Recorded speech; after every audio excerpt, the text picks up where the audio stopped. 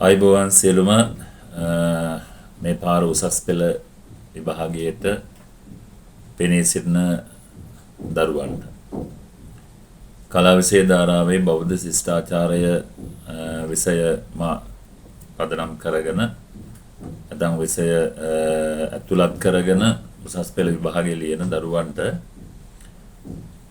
අපේ BC පන්තිය YouTube නාලිකාව හරහා විභාගෙට ඉතාමත් කිට්ටු කාලයක් තියෙන නිසා ප්‍රධාන වශයෙන් තෝරගත්ත මාතෘකාවන් කීපයක් පදනම් කරගෙන ඒ වගේම ඒ මාතෘකාවන් වලට අදාළව ප්‍රශ්න අහන රටාවන් ටිකකුත් ඒ වගේම ප්‍රශ්නයක් ඉදිරිපත් වුණාට පස්සේ ප්‍රශ්න වලට පිළිතුරු ලියන්නේ කොහොමද කියන එකත් සාමාන්‍ය මාතෘකාවකින් ප්‍රශ්න අහන්නේ කොහොමද කියන රටාවනොත් මුල් කරගෙන මම හිතුණා අපේ නාලිකාවත් එක්ක ඉන්න මේ පාර උසස් පෙළ විභාගෙට තව මාස 4කින් විතර පෙනී සිටින දරුවන්ට සහයෝගයක් ලබා දෙන්න මේ වීඩියෝ එක දකින ඒ වගේ මේ වීඩියෝ එක බලන ඕගොල්ලන්ට පුළුවන් මේ පාර උසස් පෙළ බෞද්ධ ශිෂ්ටාචාරයේ විෂය තමන්ගේ සබ්ජෙක්ට් වලට එකතු කරගෙන උසස් පෙළ විභාගය ලියන්න බලාගෙන ඉන්න ඕගොල්ලොන්ගේ යාළු හිත මිත්‍රාදීන්ට ලබා දෙන්නේ. වගේම වැඩිහිටියෙක් හදිසිය හරි මේක දැක්කොත් ඕගොල්ලන්ට හිතුනොත් මේක වැදගත් එකක් කියලා. ඒ වගේම තමන්ගේ ඥාති දරුවෝ ඉන්නවා නම් උසස් පෙළ කලාංශයෙන් මොහොන දෙන ඒ දරුවන්ට දරුවෝ BC විෂය කරනවා නම් ඒ දරුවන්ට මේක යොමු කරන්න කියලා මුලින්ම මම සිහිපත් කිරීම කරනවා. මම අද මේ ප්‍රධාන කාරණා කීපයක් මතක් කරන්න ඕන දරුවන්ට. එකක් තමයි දරුවනේ උසස් පෙළ විභාගෙදී බෞද්ධ ශිෂ්ටාචාර විෂය මාර්ගයෙන් පෙනී සිටින දරුවෝ මතක තියාගන්න ඕන. ඔයගොල්ලන්ට 12 වසරේ ප්‍රධාන වශයෙන් අපි කියන්නේ නිපුණතා කියලා. නිපුණතාවයන් 5ක් යටතේ නිපුණතා මට්ටම් 15ක් සාකච්ඡා කිරීමට ලක් කරන්න තියෙනවා. සාමාන්‍ය ඔයගොල්ලෝ ඒවට කියන්නේ මාතෘකා කියලා. 13 වසරෙත් එහෙමයි ප්‍රධාන මාතෘකා නිපුණතා 5ක් යටතේ නිපුණතා මට්ටම් 14ක වගේ ප්‍රමාණයක් සාකච්ඡා කරන්න තියෙනවා. සාමාන්‍ය වසර දෙකටම කාලච්ඡේද 300 600ක වගේ කාලච්ඡේද සංඛ්‍යාවකට ඔයගොල්ලෝ මේ අවුරුදු දෙකේ මොහොන දීම සිද්ධ කරනවා. මම එතනදී පළවෙනි මාතෘකාව ඉඳලා රටවල් මාතෘකාව කියලා කියන 13 වසරේ අවසාන මාතෘකාව ඒ දක්වාම ඔයගොල්ලන්ට මේ නිපුණතා මට්ටම් ආවරණය වෙන විදිහට ප්‍රශ්න ගොඩනැගෙන විදිහත් සහ ප්‍රශ්නයක් අහලා තිබුණොත් ඒ ප්‍රශ්නට පිළිතුරු ලියන විදිහත් මේ වීඩියෝ මාර්ගයෙන් ලබා දෙන්නට ඔයගොල්ලන්ට බලාපොරොත්තු වෙන ඔයගොල්ලන්ට ඒක ලැබෙන්නට සලස්සන්න. ඒක අර මම මුලින්ම මතක් කළේ කවුරු හරි දරුවෙක් මේක දැක්කොත් ඔයගොල්ලෝගේ යාළුවෝ ඉන්නවා නම් කලාංශයෙන් ඉදිරියපත් වෙන ඒගොල්ලෝ BC කරනවා නම් ඒගොල්ලොන්ට මේක ෂෙයා කරන්න කියලා මුලින්ම සිහිපත් කරන්න ඕන හැමෝටම මතක් කරන්න ඕන. මුලින්ම මතක් කරන්න ඕන වෙන උසස් පෙළ BC වල බෞද්ධ ශිෂ්ටාචාර විෂයට අදාළව මුලින්ම බොහෝ වෙලාවට බලන්න ඕගොල්ලෝ පහුගිය අවුරුදු වල ප්‍රශ්න අරගෙන වර්ණ ධර්ම, ස්වධර්ම, ආපත් ධර්ම, ආශ්‍රම ධර්ම මූලික කරගෙන බොහෝ වෙලාවට පළවෙනි ප්‍රශ්නේ ගොඩනගෙන අවස්ථාවන් වැඩි. එක්ක වර්ණ ධර්ම වලින් අහලා තියෙනවා, එක්ක ආශ්‍රම ධර්ම වලින් අහලා තියෙනවා, එහෙම නැත්නම් ස්වධර්ම වලින් අහලා තියෙනවා. ඒ නිසා මම හිතුවා ස්වධර්ම පාඩමෙන්ම මේක ප්‍රවේශයක් ලබා ගන්න ඕන. පස්සේදී මම එක මාතෘකාවන් පදනම් කරගෙන සාකච්ඡා කරනවා. නමුත් මම අද ස්වධර්ම වලින්ම මේක පාඩම පටන් ගන්නවා. ඒ මුල් කරගෙන අනිකුත් කාරණා සරලව සාකච්ඡා කරගෙන යන්න. ස්වධර්ම ගත්තොත් අපි ස්වධර්ම කියන්නේ මොනවද කියලා කෙටියෙන් දැනගන්න. ස්වධර්ම කියලා කියන්නේ මහා බ්‍රහ්මයා විසින් බෙදන ලද සමාජ සංස්ථාවන් 4ට පවන ලද කාර්යයන් වලට තමයි ස්වධර්ම කියලා කියන්නේ. ඒක පාඩම් කරගන්න. ස්වධර්ම කියලා කියන්නේ මහා බ්‍රහ්මයා විසින් බෙදන ලද සමාජ සංස්ථාවන් 4ක් තියෙනවා. බ්‍රාහ්මණ ශාස්ත්‍රීය වයස සුද්‍ර කියලා. ඒ 4ට පවරන ලද කාර්යයන්, වගකීම්, කටයුතු, කුල ධර්ම ස්වධර්ම නමින් හඳුන්වනවා. සාමාන්‍යයෙන් මේ මාතෘකාවෙන් ප්‍රශ්නයක් අහනවා නම් ඔයගොල්ලොන්ට පුළුවන් බලන්න තව අවුරුදු ගණනාවක ප්‍රශ්න අරන් බලන්න.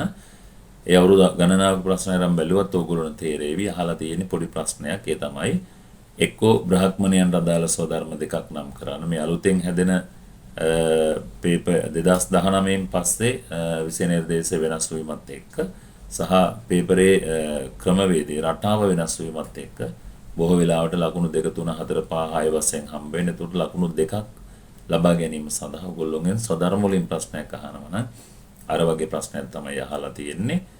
අහන්න පුළුවන් අවකාශය වැඩි. තව තැන්වල එක එක ඒවා අහලා තියෙනවා. මම මේ මාතෘකාවක් හැටියට මේක පටන් ගත්ත නිසා මේක තමයි මුලින්ම කියන්නේ.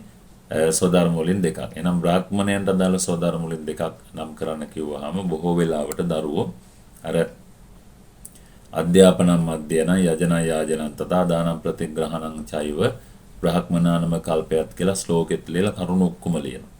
නමුත් ඒකේ ප්‍රශ්න අහලා තියෙන ලකුණු දෙකක් ලබා දෙන්න කරුණු දෙකක් ලියන්න කියලා. දැන් මේ ඔක්කොම ලිව්වත් ඔයාලගේ ලකුණ ලැබෙනවා. මේක ප්‍රශ්නේ නෙමෙයි. තියෙන ගැටලුව තියෙන නමුත් අතන අහලා තියෙන දෙකක්නේ. ඒතකොට අර ඔක්කොම ලියන්න අවශ්‍යතාවයක් නැහැ. ඉගෙනීම ඉගැන්වීම යාකිරීම යාකරවීම දන් දීම දන් පිළිගැනීම මෙන්න මේ කියන කාරණාවන්ගෙන් ආයුපදේශකත් වගේ කාරණාවන්ගෙන් දෙකක් ඕගොල්ලෝ දෙන්නට උත්තරේ හැටියට ලියනවා නම් ඒක ප්‍රමාණවත් වෙනවා. ඒ වගේම දෙවෙනි කාරණාව වෙන්නේ ප්‍රජානං රක්ෂණං දානං විද්‍යාධ්‍යයන මේවච විශේෂ ප්‍රසක්තිස්ච ශාස්ත්‍රයස සමාහිතං. එතකොට එතනදිත් අහනවා මොනවද ශාස්ත්‍රයන්ට කරන්න තියෙන ස්වධර්ම කියලා. එතකොට අර කාරණාවන්ගෙන් පොඩි වෙනසක් තියෙනවා. ප්‍රජාපාලනය, ගැනීම, දන් දීම, යාග කිරීම, කාමීන වලි ක්‍රියා කිරීම කියන කාරණා ටික තමයි ඒකට අයිති වෙන්නේ. එතකොට ඒ කාරණාවන්ගෙන් දෙකක් නම් කරන්න තියෙන දෙකක් ලියන්න. එතනින් එහාට ලියන්න අවශ්‍යතාවයක් නැහැ. අර අහලා තියෙන දේට අදාළ උත්තර පිළිතුරු සපයන එක තමයි දරුවෝ ප්‍රධාන වශයෙන් කරන්න ඕන වෙන්නේ. ඊට පස්සේ තුන්වෙනි එක තියෙන වෛශ්‍යෝ. එතකොට කියන පසෝණං රක්ෂණං දානං විද්‍යාදීන මේවච වනික්පතං කුසේදාංච වෛසස්ස කෘස මේවච. වෙළඳ කටයුතු සිද්ධ කරන්නේ ඒගොල්ලෝ. එතකොට ඒගොල්ලෝගේ වෙළඳ කටයුතු පදනම් කරගෙන සිද්ධ කරනවා නම් යම් කටයුත්තක් එතනදී මතක තියාගන්න ඕන අර කාරණාවමයි සත්ත්ව පාලනය, ඉගෙනීම, දන් දීම, යාග කිරීම, මුදල් පොලියට දීම, කුසල කර්මාන්ත කටයුතු, වෙළඳාම් කියන කටයුතු සියල්ලන්ගෙම දෙකයි ඕගොල්ලෝ නම් කරන්න අවශ්‍ය වෙන්නේ. සුද්‍ර සමාජයේ තියෙන ඒකමේවතු සුද්‍රාස ප්‍රමුඛ සමාධියත් ඒතේ සමය වන්නානම් සුසුසාමන සෝයසා කියලා අහලා තියෙනකොට ඉහළ කුලවලට මුළු ජීවිත කාලය පුරාවටම බැල මෙහෙවරකම් කිරීම තමයි ඔවුන් සතු කාර්යය වෙන්නේ සහභාගීකීම වෙන්නේ. ඒතර ඔයාලා ඒකෙන් නොත් අහන්න පුළුවන් දෙකක් කියලා නෙමෙයි. දැන් ඒක අහන්න පුළුවන් ලියන්න පුළුවන් එක කාරණාව ඉහළ කුලවලට බැල මෙහෙවරකම් කිරීම ජීවිත කාලය පුරාවටම කියලා ලියන්න තියෙන්නේ. ඉතින් ඒක ලියනවා නම් සාමාන්‍ය පහුගිය අවුරුදු ප්‍රශ්න පත්‍ර ගත්තොත් ඒ විදිහට අහලා තියෙන ප්‍රමාණය ඔවුන්ගේ සංස්ථාවට අදාළව අහලා තියෙන ප්‍රශ්න අඩුයි. එතකොට ඒක වෙන්න ඕන වෙන්නේ එහෙමනම් ඒක පාඩම් කරලා තියාගන්න. මොකද මේගොල්ලෝ හතරද කොල්ලෝ ගැනම යම් තැනකදී ප්‍රශ්නයක් ආවොත් ලියන්න කියලා සකස් කර ගැනීම එතනදී වැදගත්. ඒ නිසා අපි ඒක ලියනවා.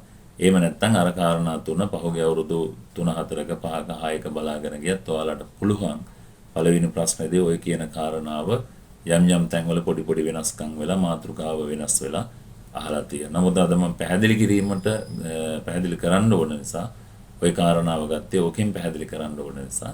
අතට මතක තියාගන්න ස්වධර්ම කියලා කියන්නේ මහා බ්‍රහ්මයා විසින් බෙදන ලද බ්‍රාහ්මණ ශාස්ත්‍ර වාස සුද්‍ර කියන සමාජ සංස්ථාවන් හතරට පවරන ලද කාර්යයන් වගකීම් කටයුතු ස්වධර්ම මේ කුල ධර්ම ස්වධර්ම නමින් හඳුන්වනවා. ඔය කියන කරුණු මුල් කරගෙන ඕගොල්ලෝගේ යම් ප්‍රශ්නයක් આવොත් අහනවා නම් අnder මුලින් කිව්ව විදිහේ ප්‍රශ්න ටිකක් තමයි අහන්නේ. ඒ නිසා සැලකිල්ලෙන් ඒ ටික බලාගත්තොත් ඔන්න එක ප්‍රශ්නයක් ගොඩ දාගන්න එක ප්‍රශ්නයකට පිළිතුරු ලියන්න අවශ්‍ය කරන කරුණු උපදෙස් ටික ඔන්න ඔය කියන කාරණා යටතේ ඇතුළත් වෙන සාන්තර්ගත වෙනවා. ඔක හොඳට බලන්න පාඩම් කරන්න. ඔයගොල්ලන්ට ඔය සම්බන්ධව යම් කිසි ආකාරයේ සටහනක් ඕන නම් ටියුට් එකක් එහෙම අවශ්‍යතාවයක් තිබුණොත් ඔය මේ වීඩියෝ එකට යටින් දාන්න මැසේජ් එක කමෙන්ට් කරන්න මම ඒකට අවශ්‍ය දේවල් තොරතුරුත් එක දුන්නාම පස්සේ ලැබෙන්න සලස්සන්න. මේ මාතෘකාව නැවත කතා කරන්නේ තව වීඩියෝ එකක් හදනවා ඒක වෙනත් මාතෘකාවක් මුල් කරගෙන ඒකෙන් කොයි වගේ ප්‍රශ්න ආයද කොහොමද දාන්නේ කියන එක. ඒ නිසා රැඳිලා ඉඳලා මේවා අවබෝධ කරගන්න මාස 4ක වගේ කාලයක් තියෙන්නේ. ඒ මාස 4ක වගේ කාලය තුළ මම සියලුම මාතෘකාවන් ඇතුළත් කරලා වීඩියෝ ටික හදලා ඔයාලට ලැබෙන සලස්සන්න. නාලිකාවත් එක්ක රැඳිලා ඉන්න, subscribe කරන්න. හැමදාම එතකොට මම දාන වීඩියෝ ඔයාලට අනිවාර්යෙන්ම බලන්න, ඒ වගේම අනිවාර්යෙන් අහන්න ලැබෙයි. එහෙමනම් විශිෂ්ට ජයක් ප්‍රාර්ථනා කරමින් මේ වීඩියෝ එක මෙතනින් අවසන් කරන හැමෝටම ජය වේවා.